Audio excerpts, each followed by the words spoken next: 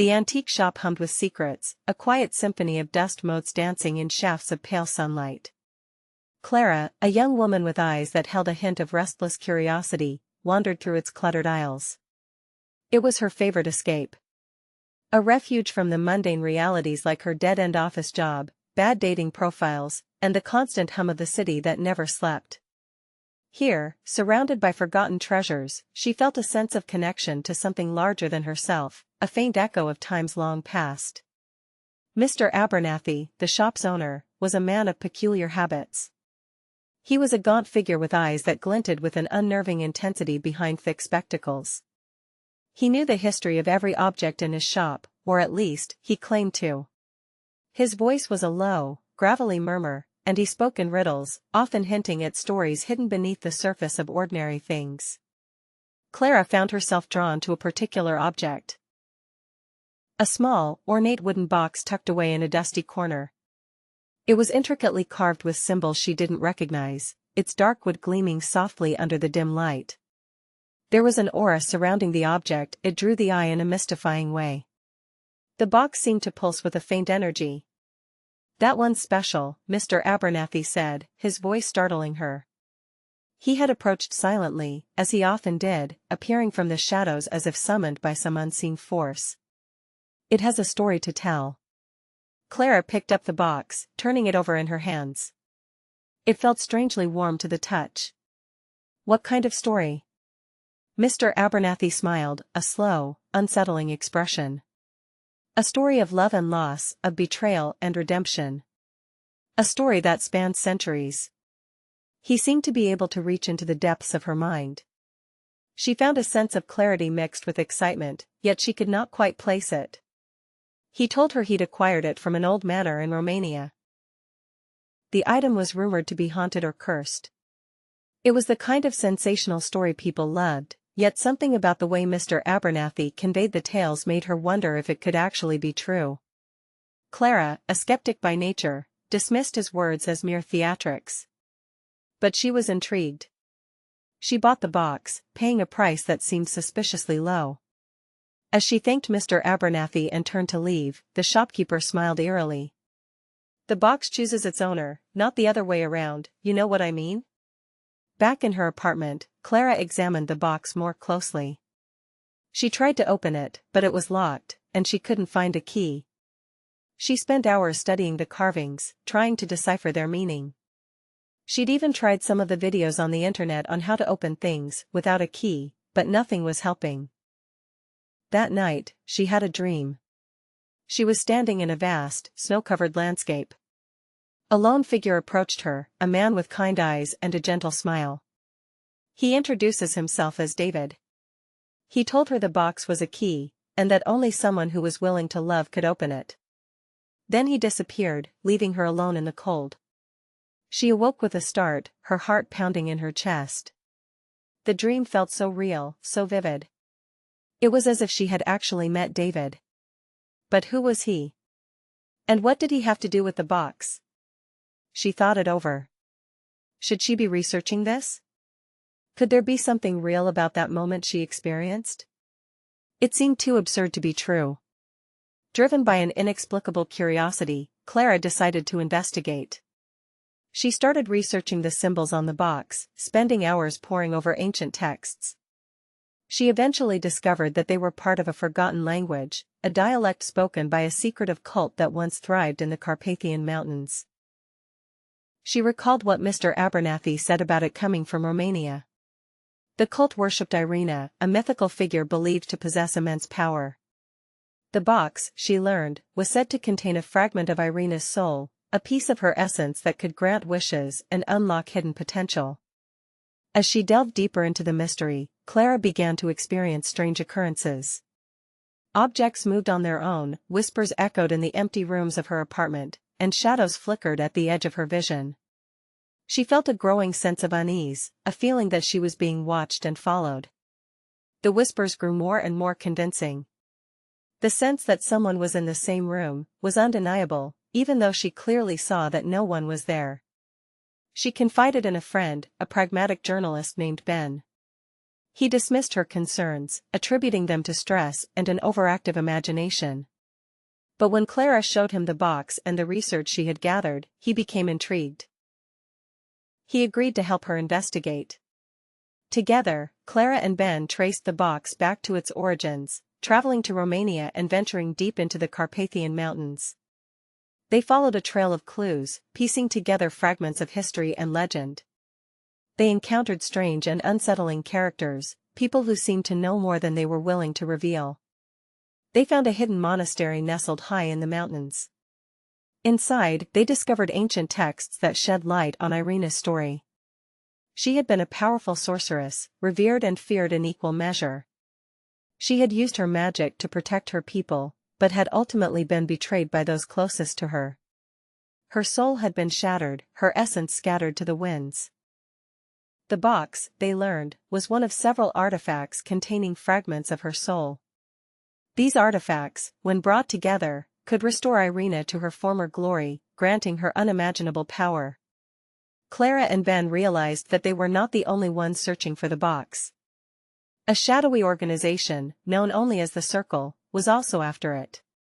The Circle was a cult of power, willing to do anything to achieve their goals. They believed that Irina's power could be harnessed to dominate the world. The people who told their story seemed to know. The Circle had been watching Clara from the beginning. They had manipulated her, guiding her towards the box, knowing that she would be the key to unlocking its secrets. They had been trying to reach her. The whispers had been a ploy. Clara and Ben found themselves in a desperate race against time, pursued by the Circle and haunted by the ghosts of the past. They traveled from Romania to Italy, from Italy to England, searching for the remaining artifacts, trying to stay one step ahead of their pursuers. Along the way, Clara began to experience visions of Irina. These visions were more than just images, they were glimpses into Irina's life, her struggles, her hopes, and her fears. Clara felt a growing connection to Irina, a sense of empathy and understanding. She realized that Irina was not a monster, as some had claimed. She was a woman who had been betrayed. Clara started hearing Irina's thoughts and feelings about her. Could it be possible that Irina herself was able to communicate? Clara and Ben finally tracked the Circle down to an ancient cathedral in the heart of Rome. The Circle was preparing to perform a ritual, a ceremony that would restore Irina's soul and grant her power. Clara and Ben confronted the Circle, a battle ensued. Clara, armed with the knowledge she had gained from her visions of Irina, fought bravely, using her wits and her courage to outsmart her enemies. Ben supported from the sides. As she fought, Clara realized that the box was not just a vessel for Irina's soul. It was also a reflection of her own soul. The carvings on the box shifted and changed, mirroring her emotions, her fears, and her hopes. David from her dreams appeared in one of her visions. He told her of the power she had inside. The Circle was revealed to be led by Mr. Abernathy, who revealed his true intention. It also seemed he had an obsession for Irina. In a final confrontation, Clara faced Mr. Abernathy. He unleashed the full power of the restored Irina, attempting to crush Clara with his newfound strength. But Clara, drawing on her connection to Irina, managed to break free. As Abernathy spoke, Irina used her power to help Clara get free. She showed Abernathy that Irina did not want to be controlled. Power should be taken, not given. Clara pleaded to Irina that her power was a gift, and not a curse, but Abernathy dismissed her words immediately. Abernathy's persistence to the ritual added to Irina's own desperation. But with David's advice, Clara stood her ground. Clara, realizing that she could not destroy Irina's soul, decided to set it free. She opened the box, releasing the fragment of Irina's essence, allowing it to rejoin the rest of her soul. The cathedral began to crumble, the power of Irina's release shaking the foundations. Abernathy lost control. In her final moments, Irina turned away and looked at Clara. Their eyes met. Then, Abernathy disappeared. Clara and Ben escaped from the collapsing cathedral, just as the authorities arrived. They watched as it crumbled to ruins. The event was written as a natural disaster. The evidence was all lost. In the aftermath, Clara and Ben returned to the antique shop. It was in ruins. It was hard to tell what it once was. Almost eerie. She scrambled out of the chamber, navigating the treacherous passageways with a newfound urgency. The chapel above was groaning under the strain of the collapsing catacombs. She burst out into the cool mountain air, gasping for breath. The village was deserted, the inhabitants likely fleeing the impending destruction. Clara didn't blame them. She stumbled down the mountainside, her legs aching, her body exhausted. But her mind was clear. She knew the truth now. She knew what had happened to David. And she knew that he was finally at peace. Several days later, Clara returned to the antique shop. It was eerily quiet, the shelves still lined with dusty relics, the air still heavy with the scent of forgotten memories. But Mr. Abernathy was gone. Vanished without a trace. The police were investigating, but Clara knew they would never find him. He was lost to the darkness, consumed by the power he had sought to control. The case would be closed. Unexplained. Unsolved. Just as many others were. Clara started sorting through the shop, meticulously cataloging each item, preparing it for auction. It was a way to honor Mr. Abernathy's memory, even if he had ultimately betrayed her. It was also a way to find closure, to finally put the past behind her.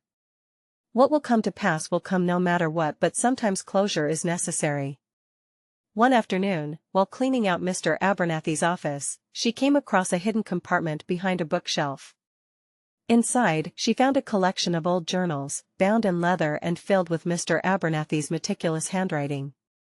She started reading the journals, curious to learn more about the man who had held her captive for so long. As she read, she discovered a dark and disturbing secret. Mr. Abernathy had been obsessed with Irina and the box for decades.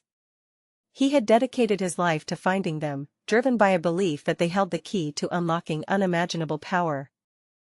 He wrote about his research, his travels, his encounters with strange and unsettling people. He wrote about his growing obsession, his increasing desperation, his willingness to do anything to achieve his goal. Clara realized that she had been a pawn in his game. He had known about her connection to David, had seen her vulnerability, and had manipulated her into helping him find the box.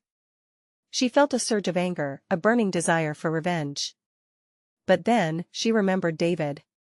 She remembered his kindness, his gentleness, his unwavering love. She knew that he wouldn't want her to succumb to hatred. He would want her to find peace. So, she closed the journals and put them back in the hidden compartment. She knew that the truth was out there, for anyone who dared to look for it. But she also knew that some secrets were best left buried. She finished cleaning out the shop, packed her bags, and prepared to leave. As she stood at the door, she took one last look back at the cluttered shelves, the silent portraits, the dusty relics of the past.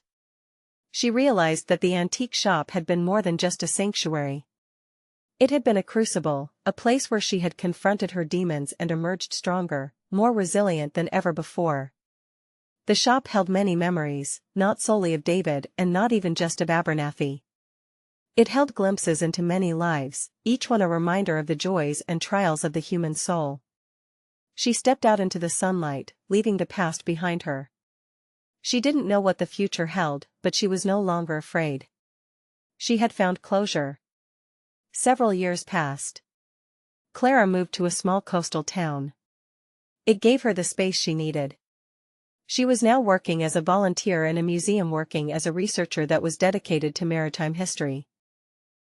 Not necessarily something she had been interested in before, but it gave her something to focus with her extra time, plus, it helped her keep in touch with things that were very tangible. Sometimes the feel of being out at the ocean would bring her a sense of peace. She made new friends, learned new skills, and even started dating again. Her therapy helped. One day, while researching a shipwreck, she came across a name that she recognized, Irina. The shipwreck had occurred off the coast of Romania, near the village where Irina had lived. The ship had been carrying a valuable cargo, a collection of rare artifacts from Eastern Europe. Clara felt a familiar tug, a sense of destiny. she knew that she had to investigate. She traveled to Romania, armed with her research and a renewed sense of purpose. She visited the village, spoke to the locals, and learned more about Irina and her mysterious past. She discovered that Irina had been a member of a secret society, a group of mystics and scholars dedicated to preserving the ancient knowledge of the Carpathian Mountains. The ship could have been moving many artifacts from different villages and regions. However, the exact details of the journey were lost forever on the ocean floor. Clara learned that the society had been searching for a powerful artifact, a talisman believed to possess the power to control the forces of nature. Irving had been entrusted with protecting the talisman. Irina's death wasn't known at the time. Perhaps this mission was a part of her disappearance. It's one of the mysteries that added to the mystery of her box. Regardless, finding out the history of others somehow gave Clara hope. It seems Irina too had her own stories as well, which somehow seemed important. The truth is that many mysteries are hard, or even impossible, to solve. The best any human can hope for is to live on, with or without those answers. As Clara stood on the beach, staring out at the vast expanse of the ocean, she felt a sense of peace wash over her. She knew that she would never fully understand the mysteries of the past. She turned around and began walking away. She had found what she needed. The whispers in the antique shop have faded, replaced by the gentle rhythm of the waves, the lapping of the surf. David continues to exist only in her memories, now no longer a haunting figure. She had moved on. This time, the story felt complete. Her days seemed so complete. So content. Even on difficult days, she always remembers how far she traveled to find herself.